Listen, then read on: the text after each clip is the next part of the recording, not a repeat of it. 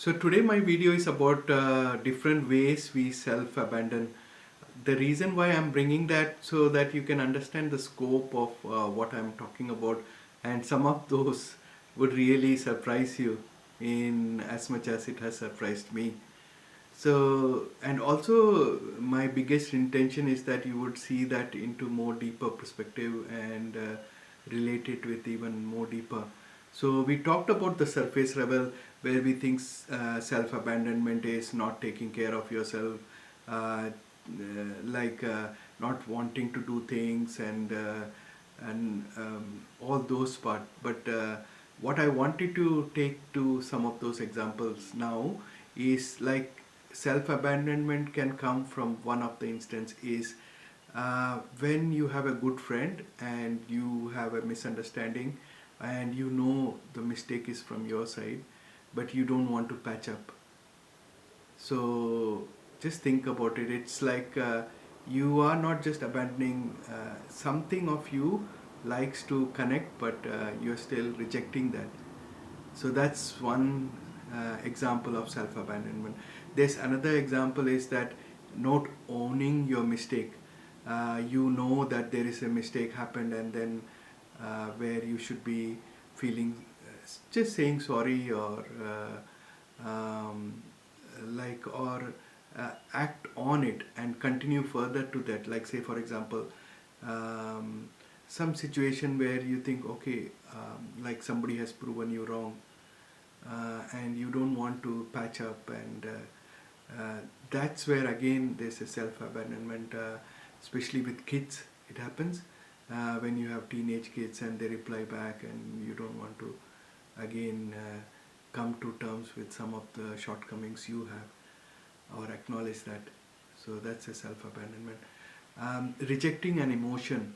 So there are some strong emotion which comes and you just dust it off, or you just think that's not good, that's not right, because that's part of you which wants to be acknowledged, and that's a self-abandonment.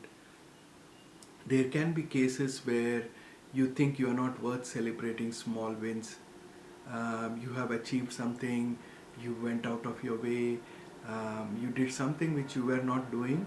That small steps you took, uh, even to give it a try, isn't that wonderful to be acknowledged?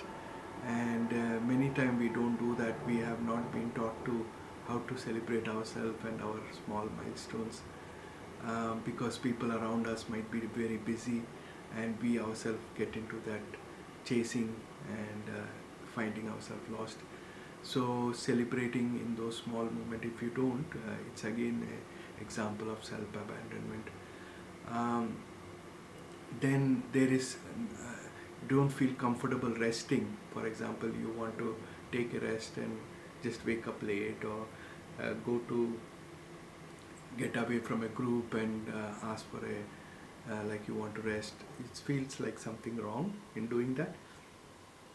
That's also a case of self-abandonment where your body is wanting something but you really not supporting it, and especially when you have intellectually understood that there is a reasonable reason for that.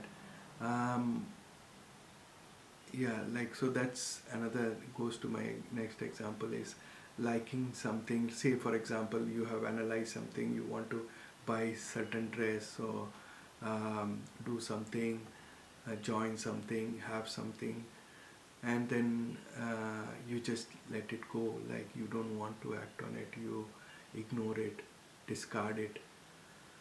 You want to say something, and so deeply, and you discard. That's again a self-abandonment.